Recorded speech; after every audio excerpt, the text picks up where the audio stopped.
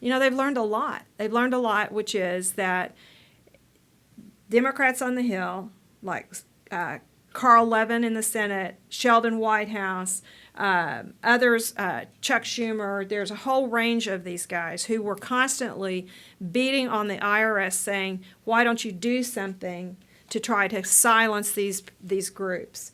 Sheldon Whitehouse sent a letter to the Justice Department, had a hearing at which he had the Justice Department, Office of Public Integrity, come and testify, and he was beating on them saying, why don't you prosecute these organizations, because they are not supposed to be engaged in political activity, which is not true, and why don't you prosecute them? And so we have this follow-up information exchange where Lois Lerner sends a database of something like 12,000 organizations over to the Justice Department for possible criminal investigation. And in the process of doing so, they send over some of that confidential taxpayer information that is illegal for the IRS to release to anybody.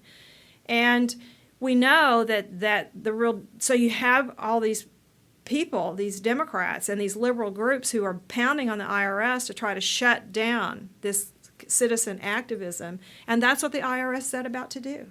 And now here's, like I said, I could talk about this for 4 hours. I have to stop. But there is one political appointee in the IRS, one, and that is the general counsel, the chief counsel.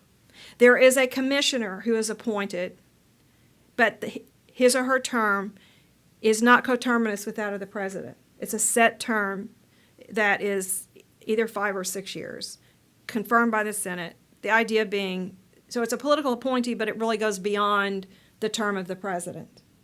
Everybody else in that agency is a civil service employee. Why do we have a civil service? What's the purpose of the civil service?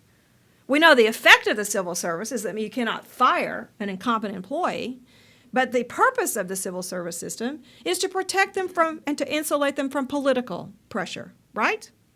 So one would think that when they start receiving all this political pressure from the Democrats in the House and Senate and the President of the United States and all, that they would say, oh, no, we're not responding to that because, and we're protected. We're not going to do the bidding of the politicians. Did they say that? No, they did not.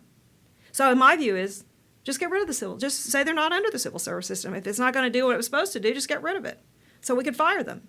But actually what I think we should do is repeal the 16th Amendment and get rid of the IRS. But I do. I do not believe this agency can be saved. I think it is corrupt to the core. And I have heard so many stories. The thing that has been the most depressing to me in all of this are the stories that I hear from people from all over the country, the things that people have written to me and said, this happened to me, they did this to me, they did this to my family, they did this to my business. And you know what? I know they're true. I know it's all true. And no matter how much Congress has said they're going to protect the citizens from the IRS, it isn't happening. So it's a bully of an agency, and it's used as it's become a political weapon in the hands of the Democratic Party. They've become the enforcement arm of the Democratic Party. And I'm absolutely convinced that they have audited people who've been donors to Romney and Romney Super PAC and other conservative organizations. And I keep saying somebody needs to investigate that, but I haven't been able to see that happen.